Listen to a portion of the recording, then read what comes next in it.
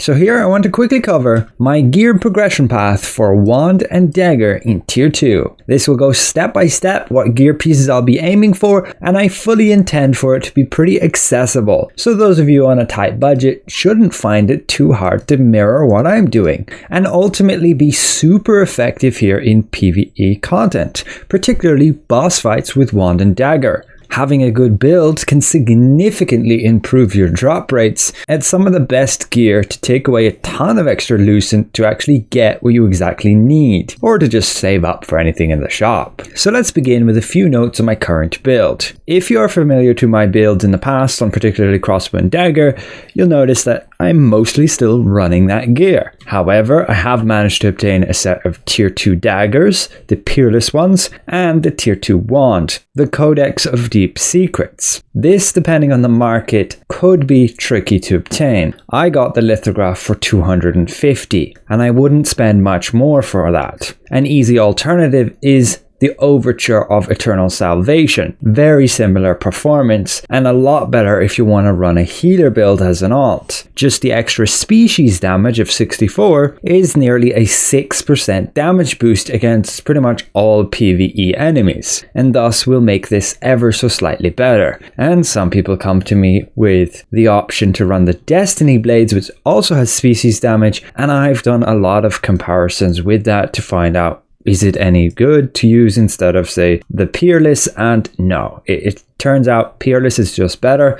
It has better attack speed rate, you can get attack speed trait, and it has the boost for Fatal Stigma's damage. So it's up to you if you want to copy this as a Tier 1 build, basically, what I have here, and definitely prioritize getting these weapons, and that's like step 0.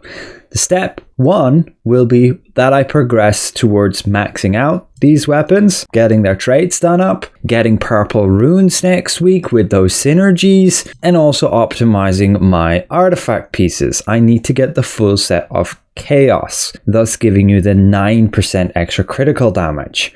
I do recommend having the Plains Ravager Solar Stone and Lunar Stone for those base damage boosts, and the set effect is more critical hit chance. Ultimately, if we look at the basic math, the difference between my current setup and getting to step 1 is already a huge damage boost. But we move on to step 2. This is where we work on getting our accessories and some Tier 2 armor. So I'm going to keep the Shadow Harvester, as that's still a very good crit damage set, and nothing in Tier 2 really replaces it in terms of accessibility. You want to have 2 pieces of the Chosen set. You will very easily get it here through crafting with loyalty coins. Same with the arm pieces.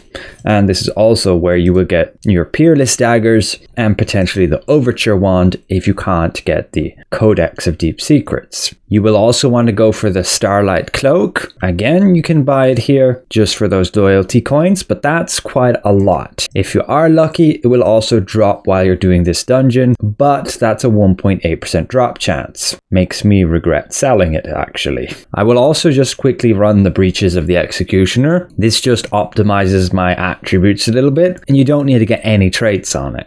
It is a very easy buy here with just 40 Fighting Spirit coins, so really no harm in that, especially when I can crutch the sync system to have it on max level. Just a quick note, in terms of traits, you will find gear pieces missing maxed out traits, and that's intended because you don't necessarily need all those traits. Like, what's gonna do a bit more health regen or bind resistance gonna do for PvE, or even debuff duration? Not as effective and not important for your damage output. So you don't need any of these. But the big time sink here will be getting all of these accessories. Now, fortunately, all of them are easy to get. Again, all will come through this crafter if need be.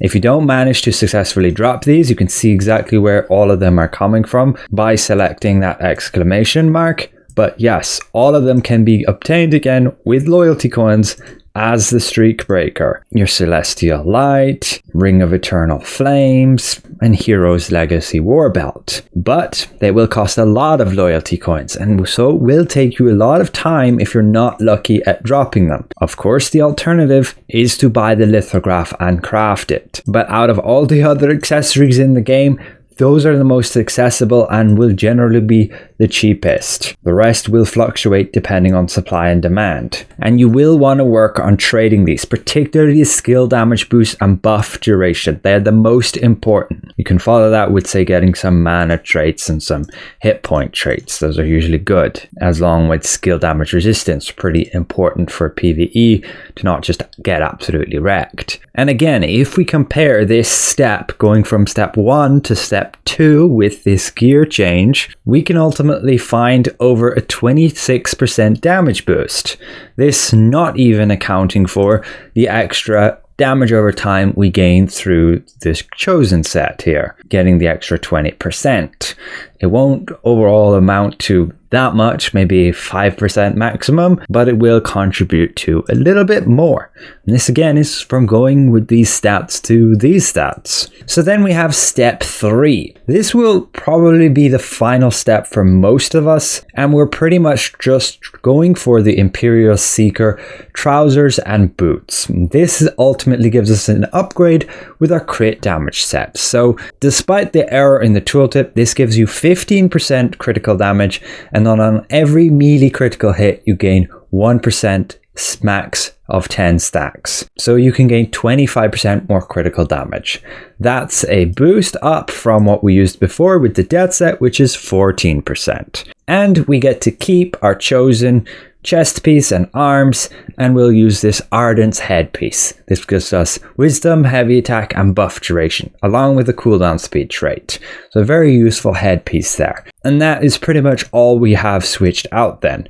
No longer using any tier 1 gear. But yes, it will come at a cost. Getting this Imperial pants and boots will be very expensive if you want to get them right now. So again, I would recommend just waiting it out, and those prices will drop over time. Like, even the boots are not dropping right now because we don't even have that field boss unlocked yet. So give it some time and the prices on those will drop, and it will ultimately be near enough maximum setup you can get on a decent budget. And for most of you, this is where you'll kind of stop and wait for a new update once you've hit this point. And if we look at the difference between step 2 and 3, you're gaining about an 8% damage boost. So maybe that's not worth the amount of lucent you have to spend for you. So even just stopping at step 2 can be just fine. But we can take it a step further, going full min-max with step 4. You're going for a lot of pieces here, but most of them are really inaccessible. They will be going for really expensive for quite some time, and it's just not what I recommend working on right now. You'll just be stuck trying to get one piece and paying an absolute ton of lucent. Like, just even quickly look at the lucent value of these different items, and there are some insanely priced ones here. This cloak shouldn't even have a price, I believe, as it's not even in the game yet. It will be dropping from the new arch boss when we get her, and we have to complete the milestone before that. That is the same for this headpiece, only obtained through the arch boss. But it is ultimately your min-max build, where you end up with the Imperial Seeker set and the Sacred Repose set. The Sacred Repose set is your min-max damage over time set, giving you up to 24%. So slightly better than the Chosen set. But again, these are all super premium pieces, and in general, the average player will just not be able to get these items. If you by chance do, you get super lucky and actually get these drops, well, you're going to have to face the choice of, do you want to just sell the thing and get a ton of extra lucent? And in most cases, I would. Or do you want to use it and min-max your build a little bit further? If somehow you manage to get this min-max build, it is another whopping 21% damage increase from just step 3. This is where you will also find the game's kind of pay to win in that regard. Yes, you can argue anybody can get these items, but the drop rates are so low that the prices are never going to settle down to a reasonable level, and the time frame for the individual person to actually obtain all of these pieces, you either need to be super lucky or spend years playing the game. And if years have passed, these items will probably be worth nothing, and then sure, you can get this build, but then there will be just better stuff to obtain. But yes, this is the pinnacle of the build, excluding Archboss weapons, which I would actually switch the code of Deep Secrets over to your Tevent's Grasp of Withering. A very easy switch there because they both give wisdom, and you will of course want the cooldown speed trait. As Tevent's Hunger, the skill bonus effect, is crazy powerful when you consider Cursed Explosion. As for daggers, well, there isn't actually much better than Peerless. You could consider Birkin's, but I've actually looked at a comparison, and Birkin's is worse because it doesn't have as good attack speed. It doesn't have the attack speed trait, and it doesn't have the cooldown or Fatal Stigma boost. And Tevent's, the Archboss weapon, won't even be that good in PvE at all. And I don't think the Leviathan's is going to be worth that either. But if you haven't seen my previous videos, I can touch on how to play it. You can watch this video for that, but it relies heavily on having this particular skill setup, which you can check out here with the specializations on those abilities. And since you have the Codex, this Codex of Deep Secrets, it changes your magic circle, so now you no longer need the specializations for it, so you don't need any of those. But if you don't have that Codex, you want to have the middle specialization there. And so you will sacrifice the specialization on Cleaving Moonlight or Blessed Barrier, and then have that one there. But the rest would remain the same here. In some cases, you can switch off using Clay's Salvation here, don't use the power at all or the specialization points, and have Swift Healing for an extra bit of heal, or Ray of Disaster if you don't want to buff up the group, or even Invincible Wall for a bit of a shield. And you really do need the masteries to support this as well. In game, you can see what I am currently at, so this is for my dagger. I have all of these points, and I will be working towards getting ultimately Dexterous Power, but I will need to get to mastery points 130 to actually first unlock this at 120 and then put 10 points into it, and also work on my gear to actually get to 80 dexterity.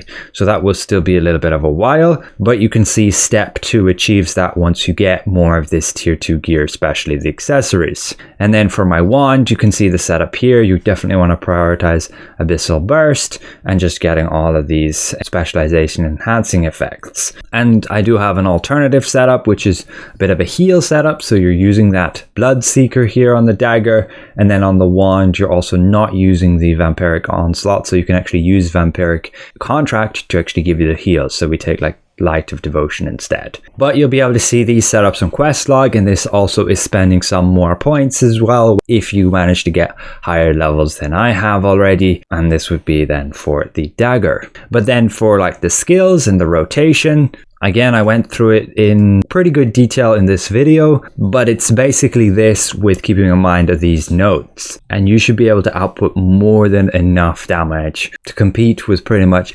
anybody right now in PvE. You can of course change some things up to this build for yourself.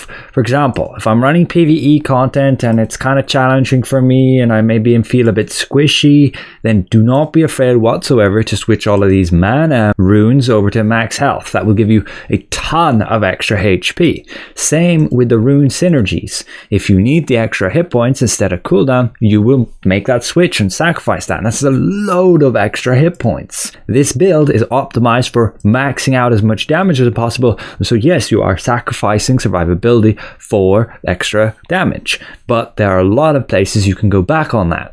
Again, all those mana runes you can switch to hit points. All these synergies you can switch instead of cooldown to a max HP. Instead of using say 3 offense damage runes here, you switch to using an actual rune synergy, get 600 more HP. Same story for your belt here, get another 600 HP. And for your artifacts as well, instead of having one here that gives you max damage, you can have one that gives you another 1700 hit points. You can even switch off running the entire chaos set and switch to a set that gives you more hit points, the ancestral armor set. So don't assume that everything's a must have. If you want to get this damage potential, then yes, you need to follow everything, but there's a lot of flexibility where you can sacrifice some things to suit your own needs. Depending on the content, you might feel a bit squishy when you're only running 13,000 health, and switching runes costs nothing, so totally have some HP runes at hand. And ultimately, everything is still a work in progress. Depending on what gear, what updates the game comes out with, things can change. This is my gear progression path as it stands now. Be sure to keep an eye out on the pinned comments below and in quest log for any changes. I'll be sure to let you know, as ultimately new updates might make alternative better gear more accessible and thus more feasible to actually use it, like they did in the past, introducing field boss gear to 2-star dungeons. They might very well do the same in a few months for our 3-star dungeons, meaning running the Imperial set and the Sacred set could be a lot more feasible. But that's it for now. Thanks all for watching, I hope this helps, and we'll see you guys around.